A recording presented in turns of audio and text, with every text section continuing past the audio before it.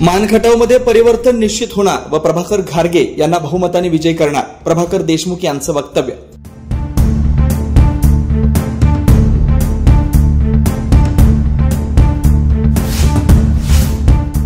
प्रभाकर घारगे यांना राष्ट्रवादी काँग्रेस शरदचंद्र पवार पक्षाने उमेदवारी देण्याचा शरद पवार यांनी जो निर्णय घेतला तो आमच्यासाठी अंतिम आदेश आहे। शरद पवार यांनी सांगितल्याप्रमाणे प्रभाकर देशमुख असतील वा प्रभाकर घारगे निवडणुकी एकाच ताकदीने लढवून येतील। प्रभाकर घारगे यांना आम्ही विजय करणारच। मानखटावमध्ये परिवर्तन निश्चित होणार असा विश्वास राष्ट्रवादी काँग्रेस शरदचंद्र पवार पक्षाचे नेते प्रभाकर देशमुख यांनी व्यक्त केला। दहिवडी येथे आयोजित पत्रकार परिषदेत ते बोलत होते। यावेळी राहुल पाटील, राष्ट्रवादी काँग्रेस शरदचंद्र पवार पक्ष तालुकाध्यक्ष बाळासाहेब सावंत, जिल्हा युवक अध्यक्ष मकरंद बोडके, रमेश शिंदे, लालासाहेब ढवाण आदी मान्यवर उपस्थित होते। प्रभाकर देशमुख काय म्हणाले ते पाहूयात। मानखटाव मतदारसंघ विधानसभेचं निवडणुकीची रणधुमाळी सुरू झालेली आहे।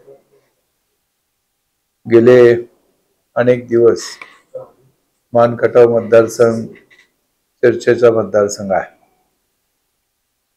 राष्ट्रवादी काँग्रेस शरद पवार पक्षाच्या वतीनं सन्माननीय प्रभाकरजी घारगे साहेबांची उमेदवारी निश्चित झालेली आहे। अधिकृतपणे पक्षाच्या वतीनं आणि महाविकास आघाडीच्या वतीनं त्यांनी उमेदवारी अर्ज त्या ठिकाणी दाखल केलाय आणि तो मंजुरी झालेला आहे। त्यानंतर प्रचाराची पहिली सभा झाली होती। त्या सभेमध्ये मी स्वतः आणि आमच्या सर्व पक्षाचे प्रमुख उपस्थित होते आणि आदरणीय पवार साहेबांनी जो निर्णय घेतलाय उमेदवारी देण्याबद्दलचा, तो निर्णय आमच्या सर्वांसाठी अंतिम आदेश आहे। आणि पवार साहेबांनी आम्हाला सांगितलंय त्या पद्धतीनं प्रभाकर घारगे साहेब असतील किंवा प्रभाकर देशमुख असतील, त्या दोघांची उमेदवारी एकाच ताकदीनं पुढे नेण्याचं आम्ही ठरवलेलं आहे। आणि म्हणून या मतदारसंघामध्ये परिवर्तनाची जी लाट सुरू झालेली आहे ती अधिक गतिमान करायची आणि या मतदारसंघाला एक चांगलं स्वरूप उपलब्ध करून द्यायचा आमचा प्रयत्न आहे। त्यासाठी आम्ही काही प्रमुख कार्यकर्त्यांच्या बैठका घेतल्या। हे खरं आहे की मी उमेदवारी करणार होतो अशी लोकांची अपेक्षा होती आणि त्यामुळं सुरुवातीच्या काळामध्ये लोकांच्या मध्ये काही नाराजी होती। त्या सर्व आमच्या प्रमुख कार्यकर्त्यांशी आम्ही चर्चा केली। अधिकृत उमेदवार घारगे साहेबांच्या बरोबरही आमची चर्चा एकत्रित झालेली आहे आणि म्हणून इथून पुढे निवडणूक होत असताना राष्ट्रवादी काँग्रेस शरद पवार पक्षाच्या वतीनं जे अधिकृत उमेदवार घारगे साहेब आहेत त्यांच्या मागे ठामपणे उभा राहून त्यांना विजयी करण्यासाठी मी स्वतः आणि पक्षाचे सर्व कार्यकर्ते त्या ठिकाणी कार्यरत राहणार आहेत। हे होत असताना तालुक्याचं एकूण परिवर्तन का घडतंय किंवा त्या दिशेनं वारं का जात आहे याचा जर तुम्ही मागोवा घेतला तर तालुक्याचे जे प्रमुख प्रश्न आहेत आणि राज्याचे प्रमुख प्रश्न आहेत त्याचा विचार केला तर राज्यापासून आपण विचार केला तर आदरणीय पवार साहेबांनी 4 वेळा मुख्यमंत्रीपद त्या ठिकाणी होतं। इतरही देशाच्या पातळीवरती महत्वाची पदं साहेबांनी त्या ठिकाणी प्रत्यक्ष काम केलेलं आहे। या सर्व वाटचालीमध्ये आदरणीय पवार साहेबांची भूमिका खऱ्या अर्थानं महाराष्ट्राच्या हिताची आहे।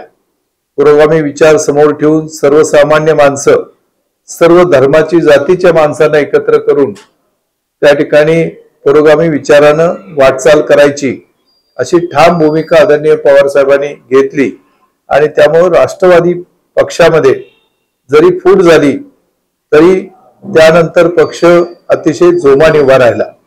पवार साहेबांचे प्रचंड कष्ट, त्या ठिकाणी असलेली जिद्द आणि दूरदृष्टी आणि लोकांचा प्रचंड विश्वास, कारण आतापर्यंत गेल्या 50-55 वर्षापेक्षा जास्त समाजकारणाने राजकारण असताना पवार साहेबांनी जो लोकांना विश्वास दिलाय, प्रामुख्याने सर्वसामान्य माणूस आणि शेतकऱ्याला जो विश्वास दिलाय, त्यामुळं आज पवार साहेबांचा शब्द प्रमाण मानून लोक त्या ठिकाणी पुढे जात आहेत असं आपल्याला महाराष्ट्रात पाहायला मिळते।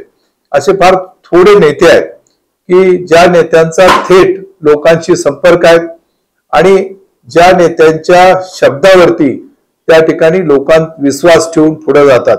त्याचबरोबर मान आणि खटावचा विचार केल्यानंतर जे काही प्रमुख प्रश्न आपल्याकडे आहेत, पाण्याच्या प्रश्नाबद्दल इथले लोकप्रतिनिधी सातत्याने सांगतात की आता दृष्टीशपथ आलाय, म्हणजे प्रश्न संपायच्या दृष्टीशपथ आलाय, अंतिम टप्प्यामध्ये आलाय. अंतिम टप्प्यामध्ये प्रश्न समजून घेऊन दृष्टीशपथ यायला 15 वर्ष लागतात का? प्रश्न पूर्णपणे मार्गी लावायला 15 वर्ष लागतात. पण दुर्दैवानं आतापर्यंत जे काही पाणी उपलब्ध झालंय त्यातलं तिसरा हिस्सा सुद्धा पाणी आपण वापरू शकत नाही. हे काही कार्यक्षमतेचं लक्षण आहे असं मला वाटत नाही. आणि म्हणून जे काही दृष्टीशपथ आणलंय म्हणून सांगितलं जातंय हिंगणीला पाणी गेल्याशिवाय अर्ज भरणार नाही. गेलं का हिंगणीला पाणी? आणि म्हणून जे तुम्ही जाहीर करतायत, गेल्या वेळेला सांगितलं की बिजवडीला पाणी इथं पुढच्या 1 वर्षात आलं नाही तर राजीनामा देईल. गेलं का बिजवडीला पाणी? म्हणजे अशा प्रकारे खोट्या काहीतरी गोष्टी सांगायच्या, थापा मारायच्या आणि लोकांना फसवायचं, हे काय फार काळ टिकणार नाही. आणि पाण्याचा प्रश्न पुढे नेत असताना आदरणीय पवार साहेबांनी उरमोडीचं पाणी प्रत्यक्ष आपल्याकडे मिळण्यासाठी प्रयत्न केला. वस्तुस्थिती आहे. औंच जे काही 16 गावांचं औंच 16 गावं, नाशिकची 4 गावं, यासाठी 1.25 TMC पाणी सुद्धा महाविकास आघाडी सरकारच्या काळामध्ये मिळालेलं आहे. आणि म्हणून पाण्यासाठी न केलेल्या कामाचं श्रेय जर इथले लोक घेत असेल तर ते दुर्दैव आहे. लोकांना वस्तुस्थिती सगळी माहिती आहे. तुम्ही जास्त काळ लोकांना थापा मारून पुढे जाऊ शकत नाही.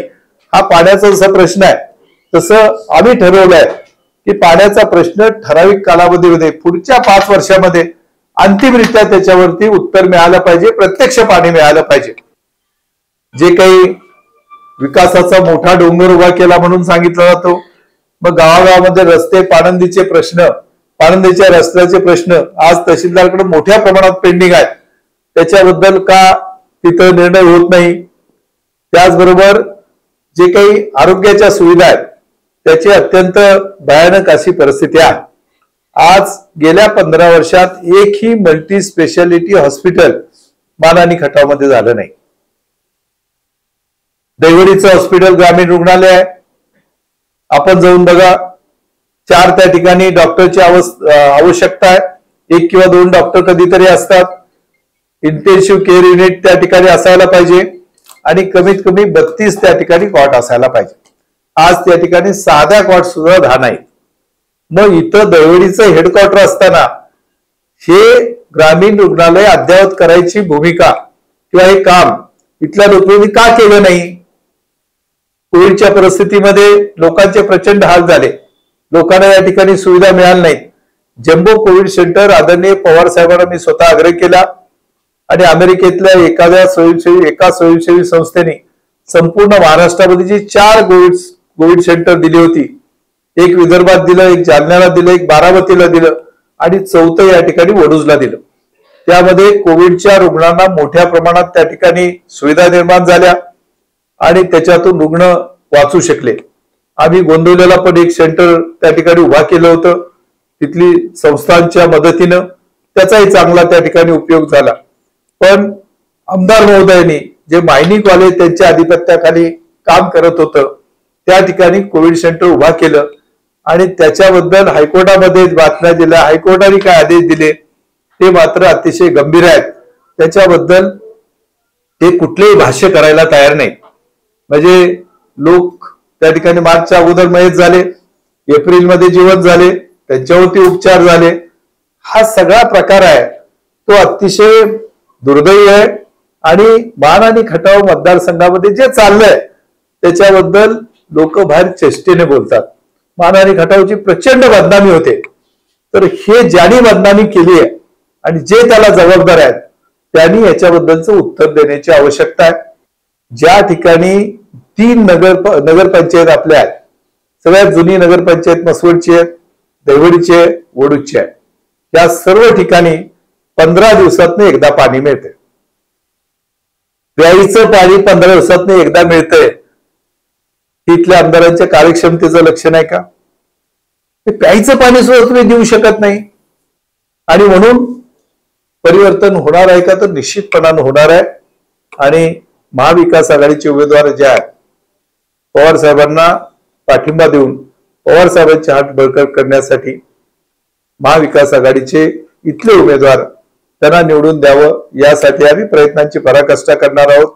माझे सर्व कार्यकर्ते, राष्ट्रवादी काँग्रेस पक्षाचे कार्यकर्ते आणि आमचे घटक पक्ष आहेत, त्याच्यामध्ये काँग्रेस असेल, शिवसेना असेल, ते निश्चितपणाने या उमेदवाराला विजय करण्यासाठी प्रयत्नांची पराकाष्ठा करतील आणि इथले उमेदवार प्रभाकर घारगे साहेब विजयी होतील असा मला त्या ठिकाणी विश्वास वाटतो।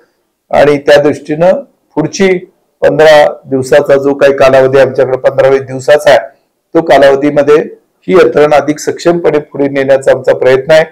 आणि खऱ्या अर्थानं मान आणि खटावचा विकास होत असताना जे लोकांना अपेक्षित आहे ते व्हायला पाहिजे आणि म्हणून पवार साहेबांच्या नेतृत्वाखाली या ठिकाणी विजय मिळवण्यासाठी आम्ही पवार साहेबांचा आदेश अंतिम राहून त्या ठिकाणी प्रयत्न करणार आहोत आणि निश्चितपणाने त्याच्यामध्ये विजय मिळेल।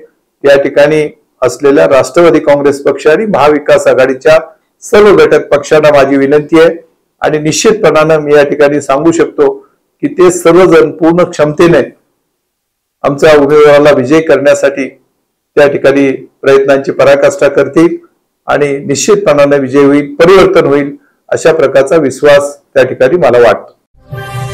मानदेश माझा सबस्क्राइब करा आणि अपडेट रहा। नवीन व्हिडिओच्या नोटिफिकेशनसाठी बेल आयकॉनचं बटन दाबा।